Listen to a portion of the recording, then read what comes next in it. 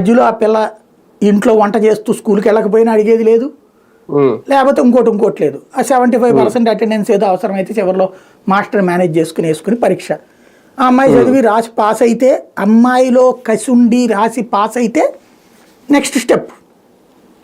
అది కూడా భారీగా ఉంటేనే. మ్యాక్సిమం ఏం జరిగేది, 10th క్లాస్ అయిపోతే ఫెయిల్ అయితే పెళ్ళి, పాస్ అయినా పెళ్ళి, లేదంటే ఇంటర్మీడియట్ అంటే పెళ్ళి. మ్యాక్సిమం ఆ రోజున బతుకులు అది. మగపిల్లల్ని మొదట్లో ప్రైవేట్ స్కూళ్ళకి, అంటే ఫస్ట్ ప్రైవేట్ స్కూల్ లేవు, అన్ని గవర్నమెంట్ స్కూళ్ళే. మగపిల్లలకు వచ్చేటప్పటికి ఆ చదువు అవసరమైతే ఆడు 4 సార్లు ఫెయిల్ అయినా చదివిచ్చేవాడు కొంతవరకు.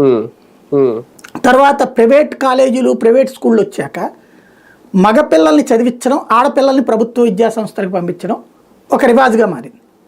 ఈ 10-15 సంవత్సరాల నుంచినే ఆడపిల్లల్ని కూడా ప్రైవేట్ విద్యా సంస్థలకు పంపించడం ప్రారంభమైంది.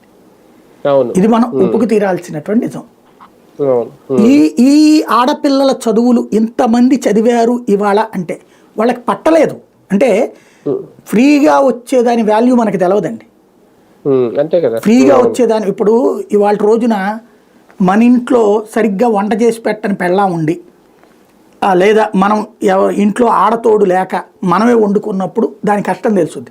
అన్న క్యాంటీన్కి వెళ్ళి 5 రూపాయలు ఇస్తే భోజనం చేసేస్తే మనకి దాని వాల్యూ తెలియదు.